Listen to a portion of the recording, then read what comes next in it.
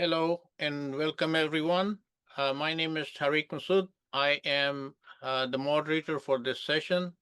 Uh, I belong to the ASQ Design Construction Division, and we're going to give one more minute for more people to come in, and then I'm going to introduce our speaker.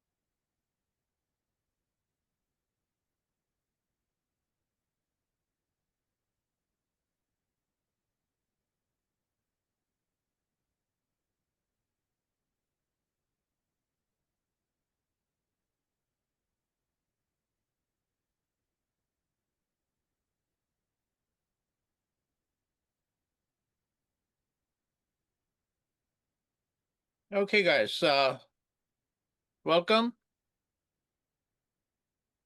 Today's session is on building buy-in and increasing the QA's perceived and real value. Our speaker today is Robin Goldsmith. Robin is a business and management consultant, and we are fortunate,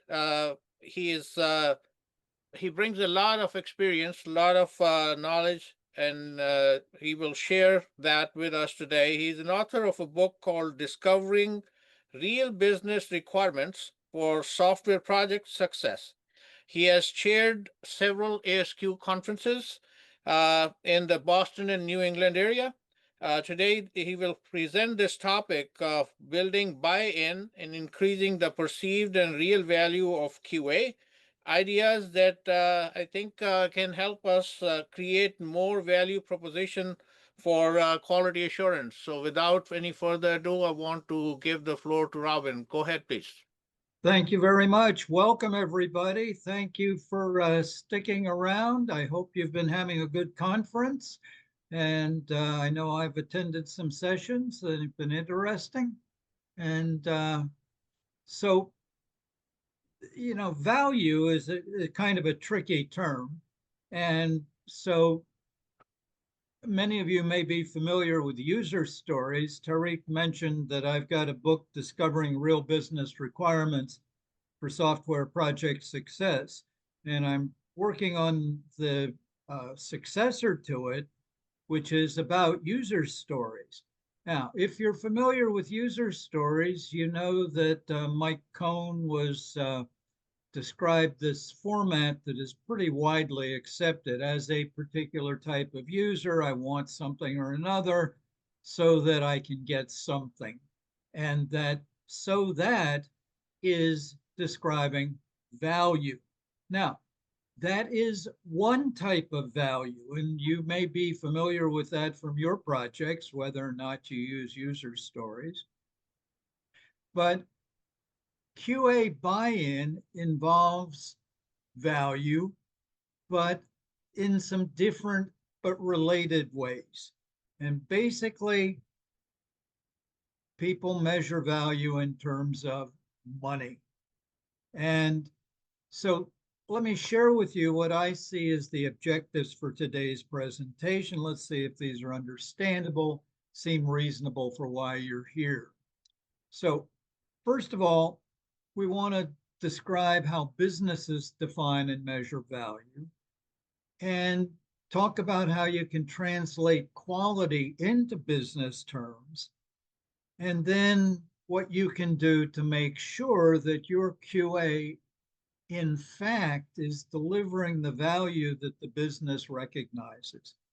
Because you could be delivering value and it might not be recognized, or you might not be delivering value, in which case you're perhaps the last person to realize. So perhaps you're familiar with having said or heard, don't you care about quality? People say that all the time, primarily people from the quality realm. And you'd think that that would stop any arguments, and everybody would say, well, of course I do. Let me follow your wondrous lead. Somehow it doesn't happen. So I would suggest that developers, engineers, managers, users of various type, everybody seems to dislike and resist quality assurance. And whether it's for software or manufacturing or whatever, okay, why?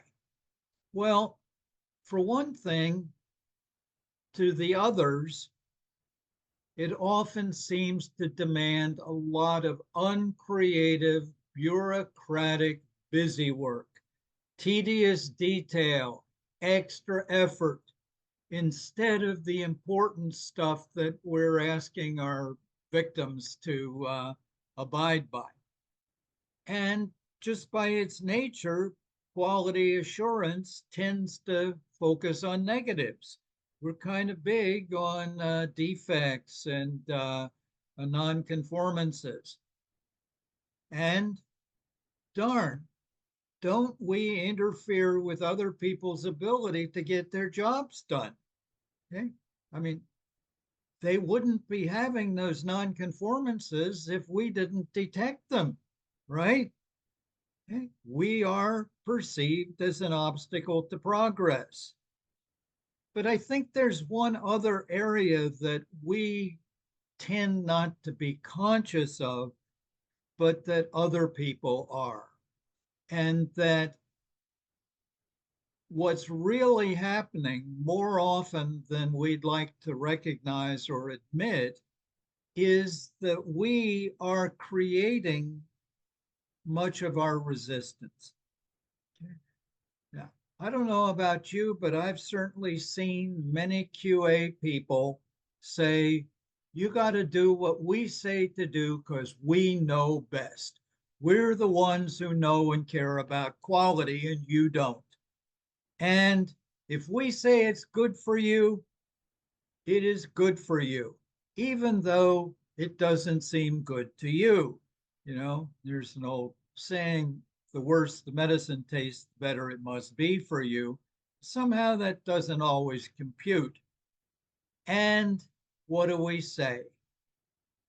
If you don't do what we tell you to do, it means you don't care about quality. Now, I think if you put yourself in the position of the person that this is being said to, there's a pretty good chance that that person and everybody that they work with would say, but I do care about quality. Okay? You're wrong. I don't believe you. And if I don't believe you about this, I'm not going to believe you about anything else. And so what we're doing is creating a situation where we're undercutting our own believability. And a lot of that is because quality seems to get lost in this sea of procedures and trivia, and they tend to be onerous and often not all that closely related to quality itself. And the other people realize that all these procedures and hoops that we want people to jump through are not quality. Okay? And they know that. They say that's a distraction. Let me do a good job here instead of getting muddled up with all of this other nonsense. Okay.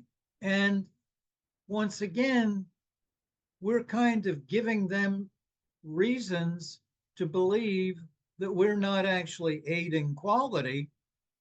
And consequently, what happens? People feel they can ignore us. Okay.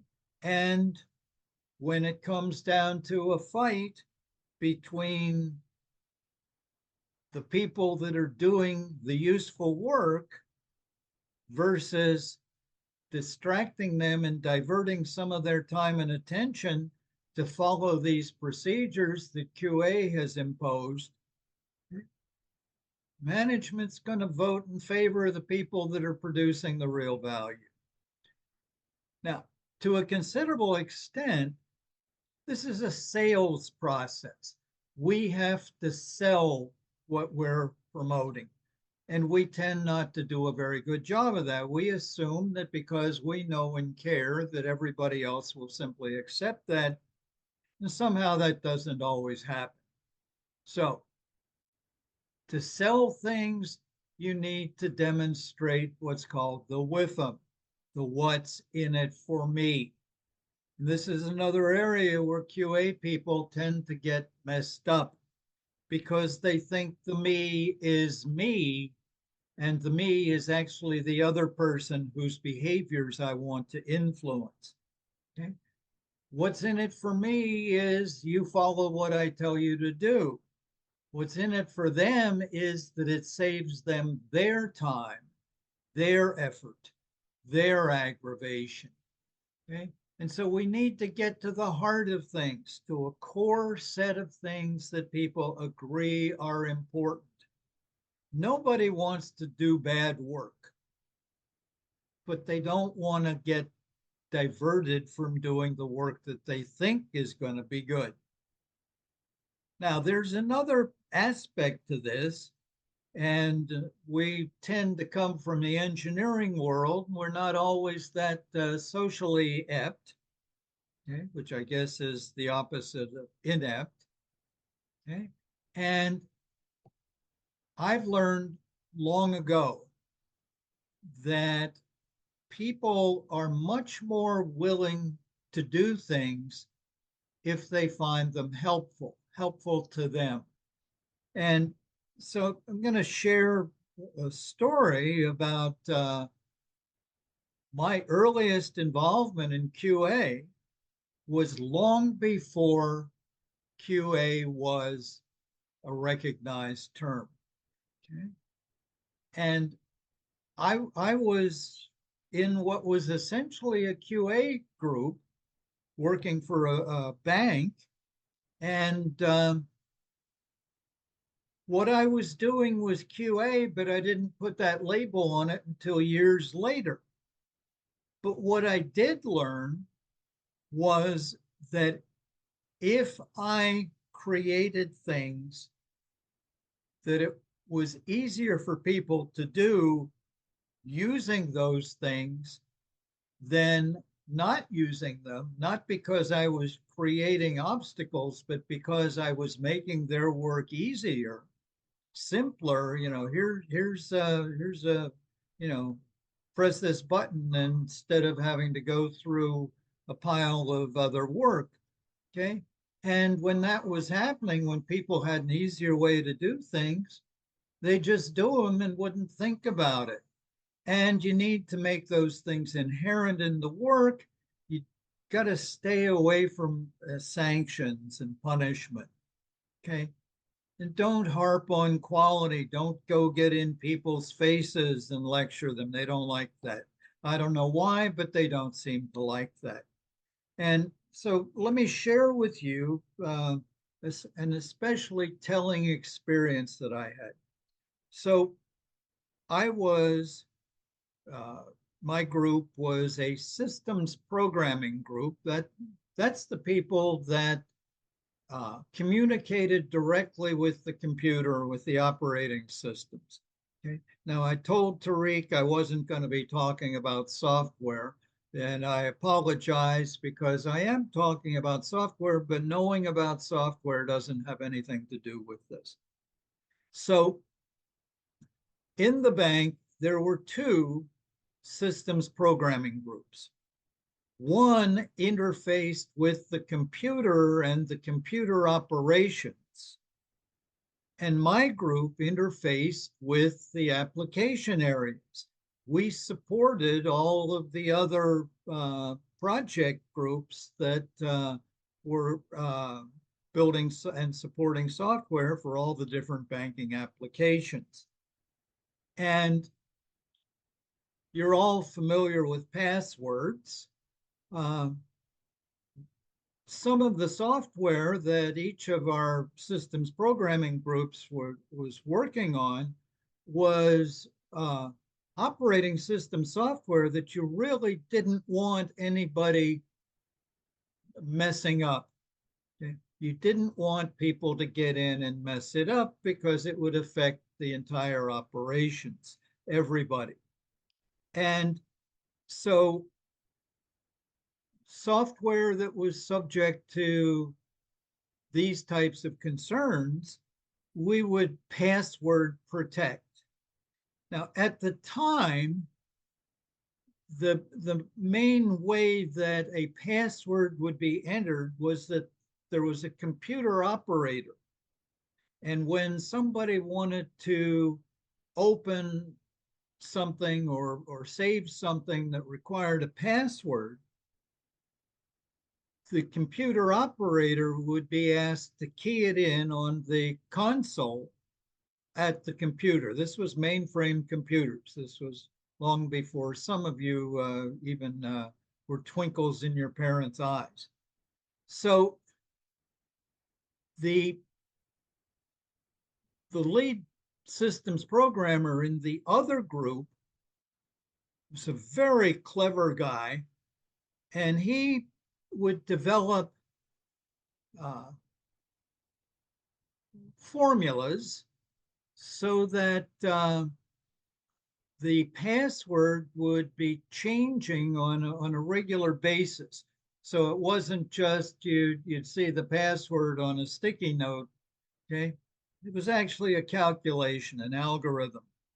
And so when the password was called for, that other systems programmer would figure out what the password, what the algorithm was, hand it to the operator who would key it in.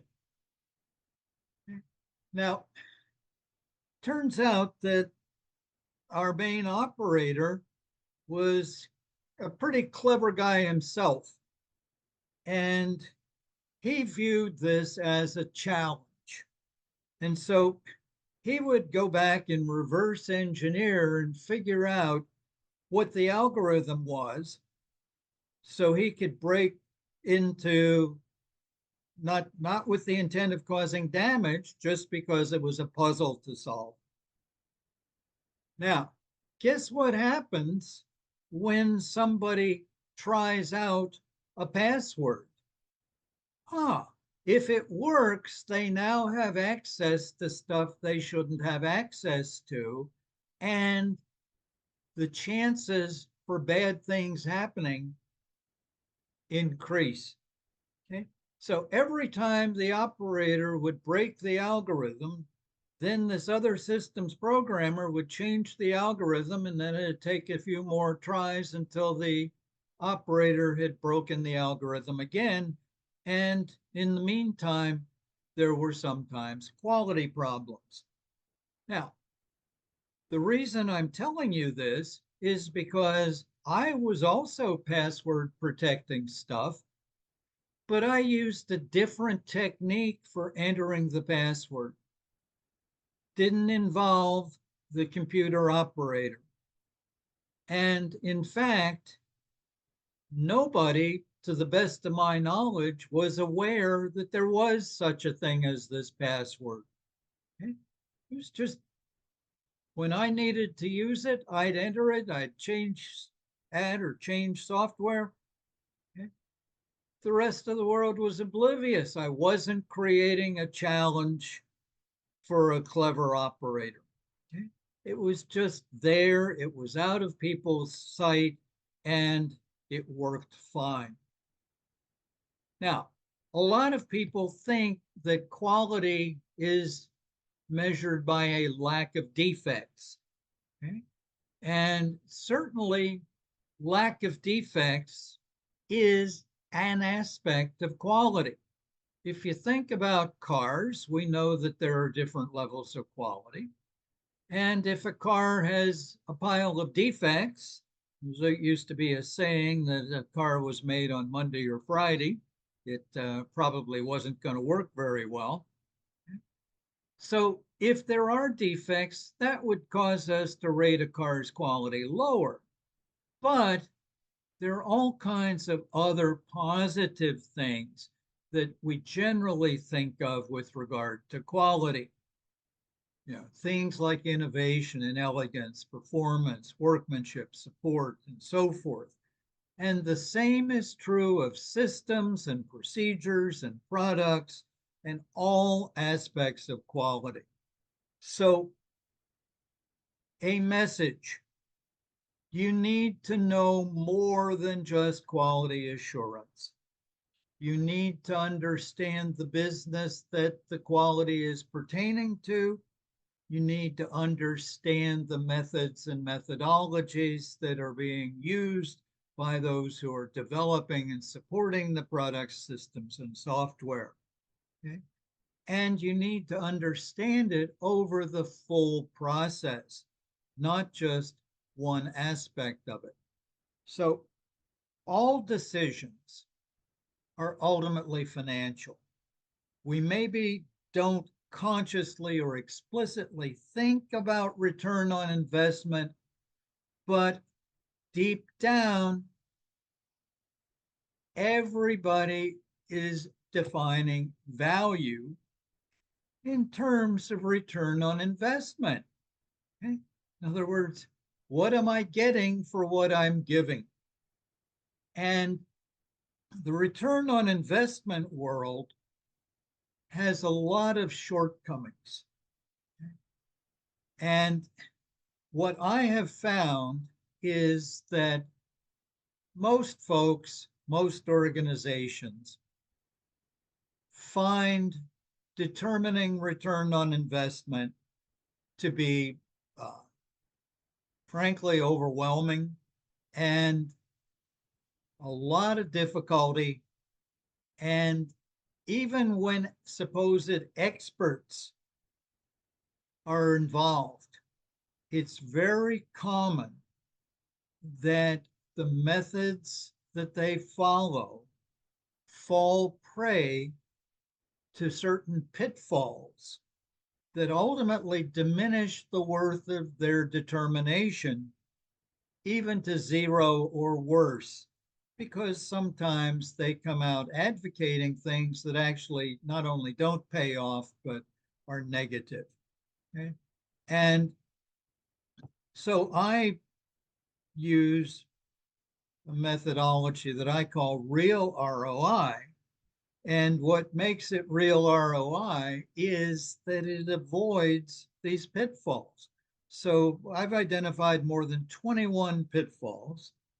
And so when we determine ROI and we do it in a way that avoids those 21 plus pitfalls, that's what becomes real ROI, because that's what holds up.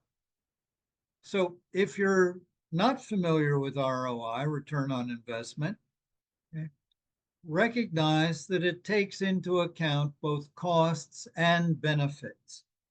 And there are two common forms of calculating return on investment.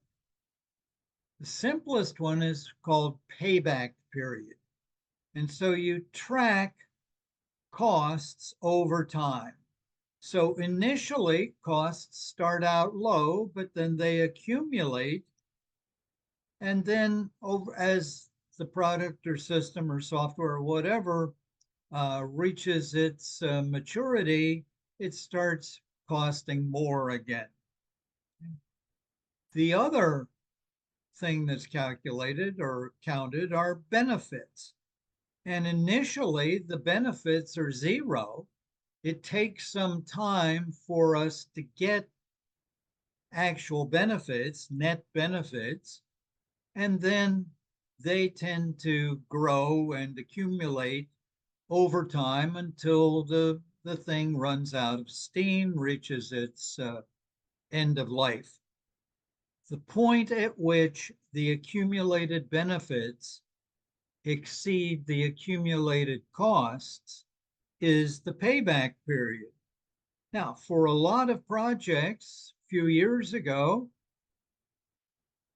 payback period of 3 years, 5 years might have been considered reasonable. These days, we don't get the benefit of years for most things, except big construction projects. So now people want payback yesterday, okay, or in the very near future, which really can create an enormous difficulty. Okay. The other common format for calculating return on investment is the net return, okay, which is the benefits over the cost of achieving those benefits times 100.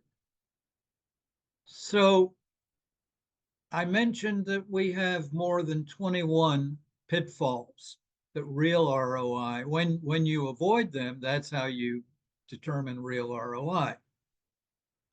Pitfall number 19 is a common one, and that is that people only look at part of the picture, typically cost savings.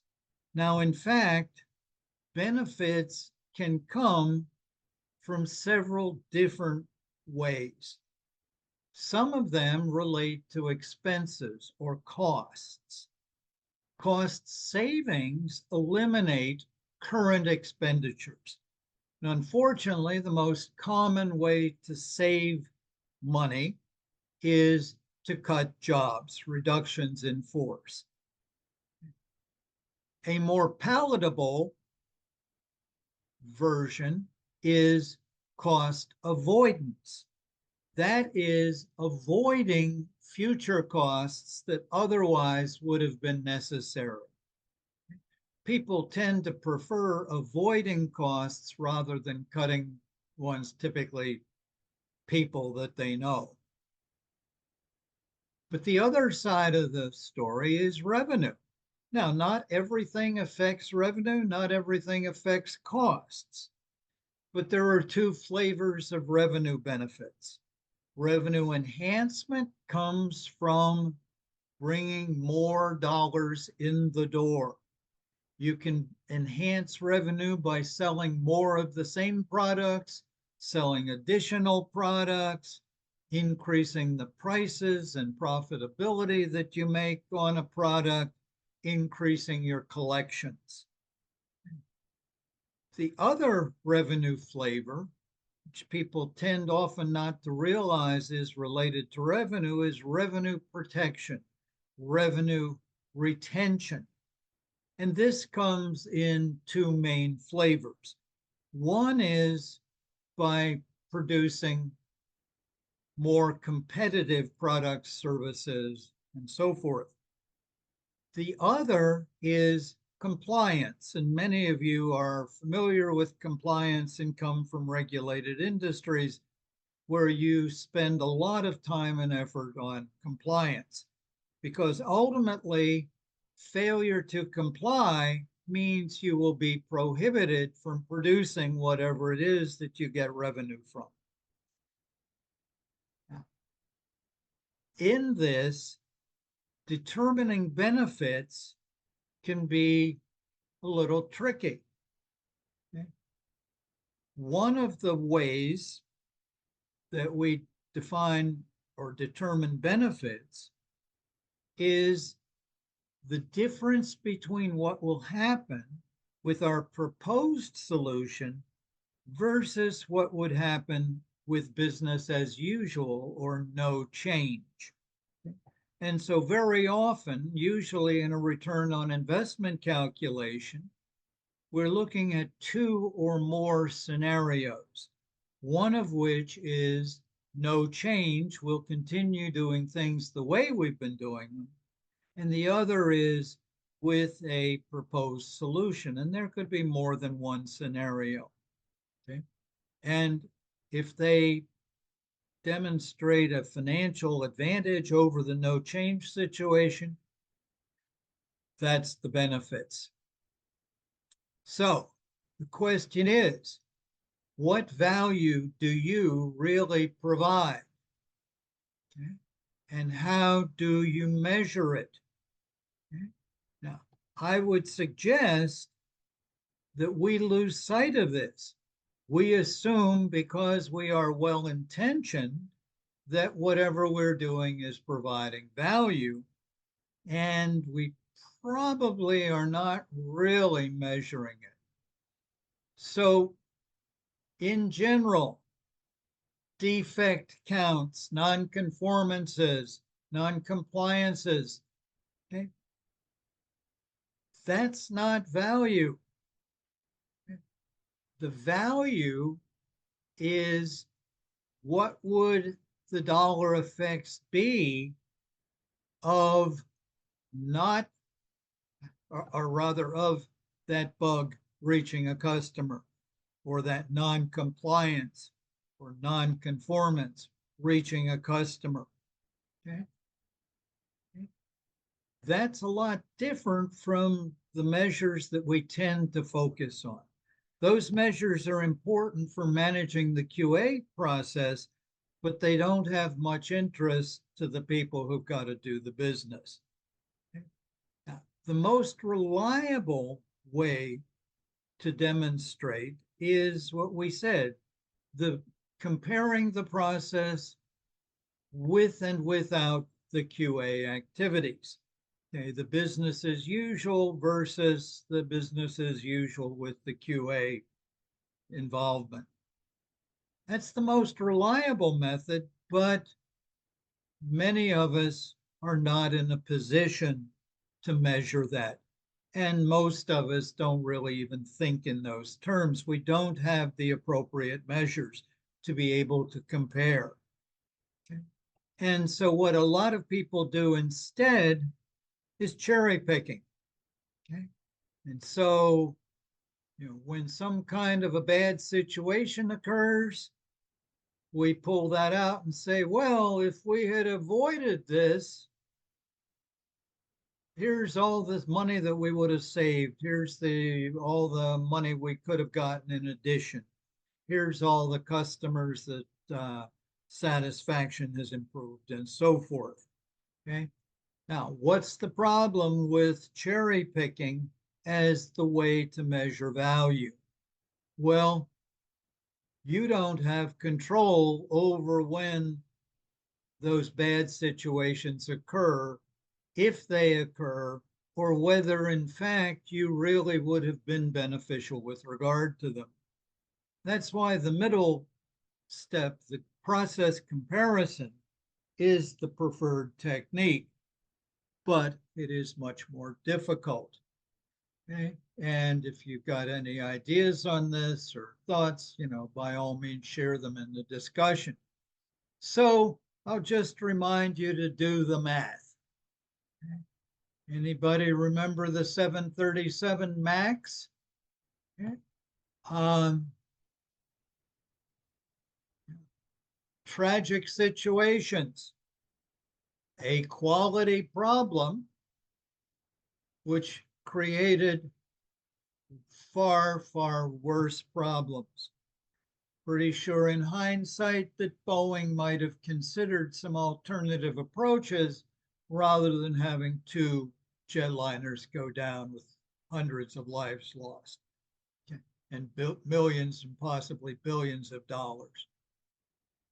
So, we've talked about how business defines and measures value in terms of things that are important to them, okay, and in dollars. Okay. Combinations of cost savings, cost avoidance, and revenue protection and revenue enhancement. Okay. Talked about translating quality into business terms. Okay. You've got to make what you're asking people to do meaningful to what they're trying to accomplish, and we tend not to do that. And then we can't just assume because we're the good guys and we care about quality that what we're doing, in fact, is enabling folks to get true value, especially value in terms that they recognize. So we've got the obligation to make sure that we are delivering value and that we are communicating it effectively so that people can appreciate it, take it into account. This is a diagram of some of the courses in consulting that I do, including things on return on investment. Okay, this is a pack of lies about me. And Tariq, do we have any questions or comments? Okay, so yeah, thank you so much for the great presentation. A good introduction. I learned a lot from it. I think understanding how to look at the value that we offer as quality people. Many of the comments, they are just general comments, and people have given very good feedback, like the presentation. Uh, the well, let me just go through that. Stella talked about, if we are out of touch with reality and the big picture, then we lose credibility, which is true. I have another comment that, from Jody McMahon. She says each person has to find their own motivation. Our job as QA people should be to explain the why and what. And the question that I have is essentially from McDonald. We are being asked to do 10 QC samples for one report. And she thinks that they cannot do the real work. When can we do the real work? So I would like you to comment on that and kind of explain to our viewers, for our audience, maybe the way they have set it up in terms of what should be QC and what should be QA, the sampling versus population, how they have set up. It seems to me the question is asked that they are doing too much of QC. When will they actually do the work? Could you comment on that? Well, I'm not entirely clear on what the question was, but realize that QC is examining products and services, outputs. Mm. And most of the time, that examination is contrasting or comparing what's been done with quote unquote what should have been done. Okay? Specifications, requirements, designs, procedures, and so forth. Okay? Measures like that are an integral part of understanding the processes that are producing the outputs, the products and services. So QC is an integral part of helping us understand how well we are doing, at least with regard to what theoretically we're supposed to be doing. But there's another aspect that doesn't take into account, and that is the question of whether what we're supposed to be doing is what we really ought to be doing. Okay? And that sometimes you can only identify that, or I won't say only, but most easily identify that in hindsight when it's sometimes, unfortunately, too late. Okay? Like the 737 MAX. Okay? When you look back, obviously the Boeing procedures somehow left out the control mechanism that was causing those planes to crash. Okay? And that was a problem. So QC is an active part. Okay? How much you have to measure to give you reliable measurements is more than I can get into here. and more than most people ever care to get into. But I sort of thought that that was the thrust of the question, and I'm not sure whether I've dodged it sufficiently or not. No, I think you have. One of the things that I guess is I think what you describe is no point doing efficiently things that should not be done at all. So I think that is a very important message, and yes, you have correctly described it for us. So thank you so much for doing that. I have a couple other comments. One other one, it is a question. Uh, what is the first step to take to convince my manager to calculate the ROI for an improvement initiative? Okay, so it's an excellent question. I don't think there's always a simple answer, but I would say that the chances are that your manager is making a determination of his or herself. Okay? And the question is whether you can understand how the manager is calculating benefit and value, and then say, possibly, there are these proven techniques that, come out with what's called ROI. And if you do it well, Robin calls it real ROI.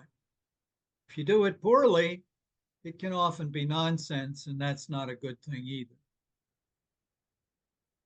So I would suggest that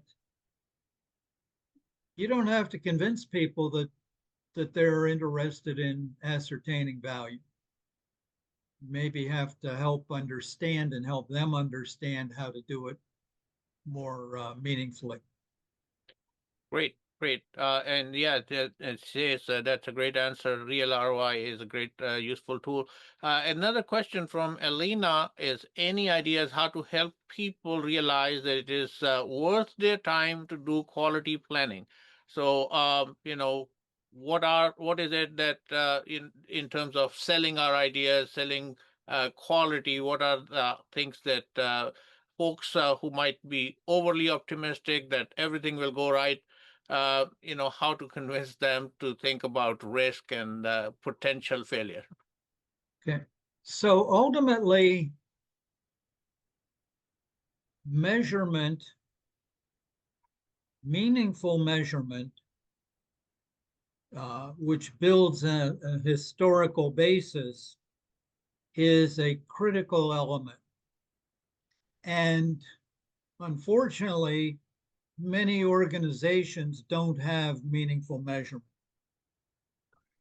But every organization has measures, whether they realize them or not. Those measures could be things like, oh, do you remember this product that people got injured from? Do you remember this product that we thought would sell, but nobody liked it? Do you remember this product that just created nightmares for us? Okay. And people generally can draw back. It probably was only last week or last month, maybe last year. Okay.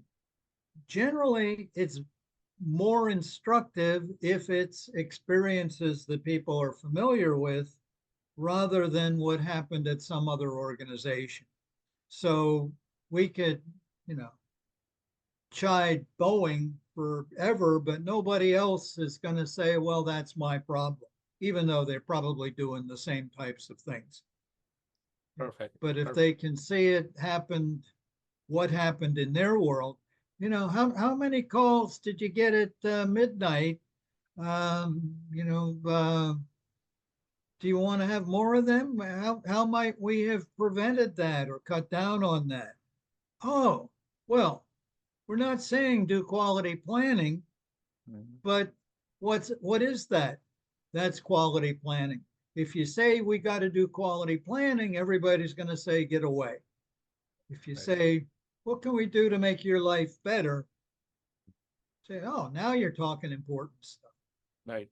So making it positive instead of, it is the same thing. You are identifying the risk, and probably, I think, if I hear you correctly, you are implying that part of quality planning is thinking about risk, potential risk, and bringing it out that way. And I guess we've got very great ideas that you have presented. So I want to thank you for presenting today. This is the last presentation of the day. I appreciate all of you guys coming in to attend this Synergy conference. I hope you enjoyed it. And again, another one complimented this was the best session that I have been a part of. So kudos to you, Robin, and I Thank you. appreciate that. Send money. Uh, so thank you so much, everybody. I want to see you at the closing meeting that is happening in another few minutes. So please join in to get the closure of this conference. Thank you so much for attending. Bye bye. Okay, thank you, everybody.